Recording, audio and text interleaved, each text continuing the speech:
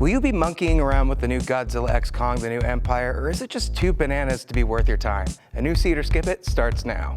See it or skip it. See it or skip it. See it or skip it. Welcome everybody to a new See It or Skip It, where we're going to be talking about the new Godzilla vs. Kong, or in this case, Godzilla X Kong, the new Empire. This is from a series that started in 2014 with Godzilla and has really grown to almost be its own cinematic universe. We have so many monsters, we have so many battle sequences, and in this film, a new threat has emerged with power that can destroy both the hollow world below and above, forcing Kong to team up with his arch nemesis Godzilla to save themselves and the world. Now, right off the bat, we can't make comparisons between this film and what we saw with Godzilla Minus One. Godzilla Minus One literally just came out a few months ago. It won the Oscar for Best Visual Effects and really ended up being one of the best Godzilla films I've ever seen. It has so much depth of character, it had so many great moments, especially when it came to Godzilla and what he's able to do. But to compare Godzilla X Kong to Godzilla Minus One is almost like comparing a delicious ribeye steak to a McDonald's burger that you dropped on the ground. So that being said, let's base it off of what this is. And first and foremost, if you're looking for a fight with kaijus, fights with titans, big monster bash-ups and team-ups, this is right up your alley, and this is definitely going to be worth your time and your money to see in a theater. I really loved a lot of the fight sequences. They're happening a mile a minute, and they're happening throughout the film. I love the style of the fighting. They feel like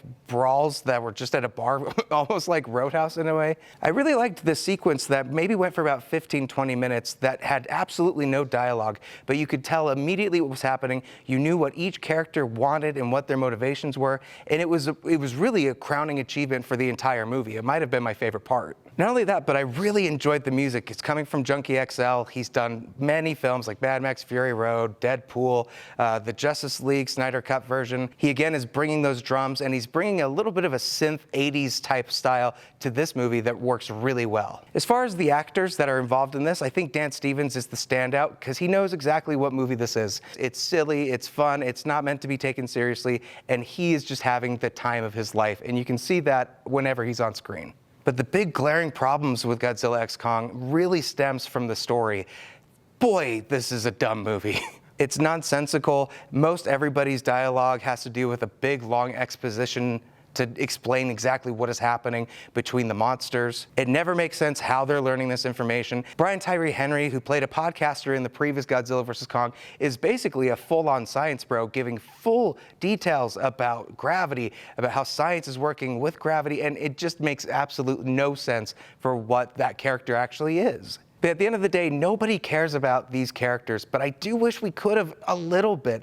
There is a little bit of story with Rebecca Hall and her daughter, who was from the previous film, who was able to communicate with Kong through sign language. She has a bit of a story arc, but again, there's not enough time to really flesh that out. And so by the end of it, I just emotionally, I wasn't there or really involved or interested in them. I think there's a happy medium to where you can get these big, awesome battle sequences in these fights and have characters that you can care and relate to. But the only character that I really cared about in this movie was Kong. Godzilla is pretty sidelined in this film. He's off doing stuff, but it's very much on the wayside. The story is all wrapped around Kong and what he's doing down in Hollow Earth. I wish there could have been more done with Godzilla and his character, maybe balance it out a little better. I think that balance was better in Godzilla vs. Kong, and in this, we might as well just call it Kong Skull Island 2. But overall, if you just want to go into this to see big monsters fight on a big screen with big sound, you're going to have a good time, and I would say see it. But if you're looking for any type of depth with these characters, you're going to miss all of this, and I would definitely skip it if that were the case and go watch anything else that's related to these monsters. There's going to be a little bit more depth of character, depth of story, so it's both a see it and a skip it, depending on what you're hoping to get out of the movie. Next up, we have two documentaries. The first is from Apple TV+. This is Steve. It's a two-part documentary series about Steve Martin. The first episode is covering his early days as a stand-up comic, what he was doing with Saturday Night Live, and a lot of stuff that maybe was plaguing him that a lot of us didn't know about. A lot of anxiety, a lot of comedic influences, and it was fun to see for those. It's all narrated by Steve Martin, and I think they do a really good job of showcasing what his past was like. The second episode does a lot more with what he's up to now, with his partnering with Martin Short, who they're just such a great dynamic duo. If you haven't watched Only Murders in the Building, you're doing yourself yourself a disservice and you've got to check that show out. As well as all of his time on the silver screen, whether it be Father of the Bride, Cheaper by the Dozen. He's been prolific both with stand-up and with movies. The Jerk is one of the funniest films I've ever seen, and it still holds up to this day. The Three Amigos, everybody knows The Three Amigos. But these are all aspects of Steve Martin that we know. And when it comes to a documentary about a subject, in particular a person, I look for the things that maybe they don't want to show. Maybe they don't want to feature or showcase or talk about. And when you're centering on a person that's still alive, they kind of have more creative control to hide some of those points. And I think there's a lot hidden with this documentary that I wish we could have seen more of. I don't think this is one that you should necessarily run out to see, but if you have time later and you're on a streaming service like Apple TV Plus and you want to check it out, maybe you should see it.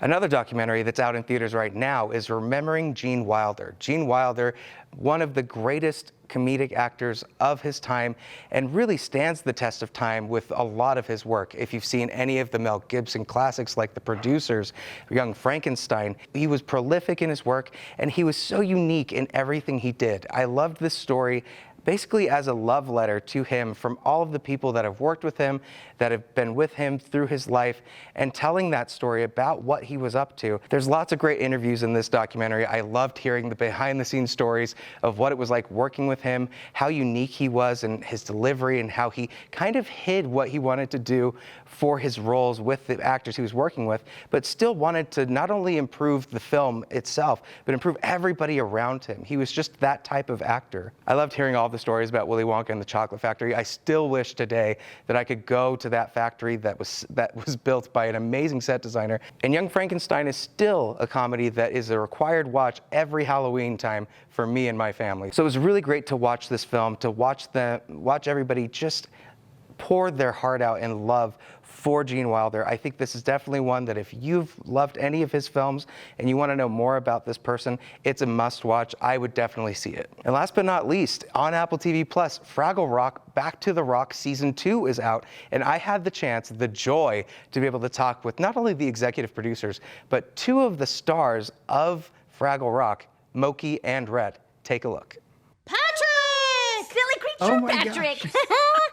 Hi, Moki and Red. It's so nice to meet you. It's nice to meet you, too! Yeah! Man, I have so many questions and not enough time, but We'll go fast! Go, go, go, go! Red, I want to ask you first. Any fun things that you've been up to down in Fraggle Rock? Oh, so much! So much. Some fun. Yeah, some fun. Some challenging. The windstorm, challenging. Ooh, Twisty yes. turny-thon, radish Twisty ball, turny-thon, yes. fun. Mm-hmm.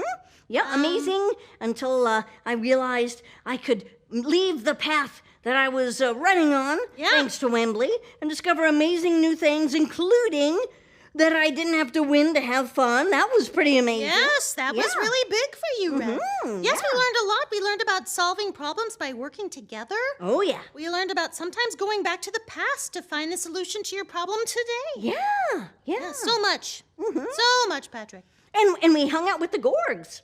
Yeah. Wild.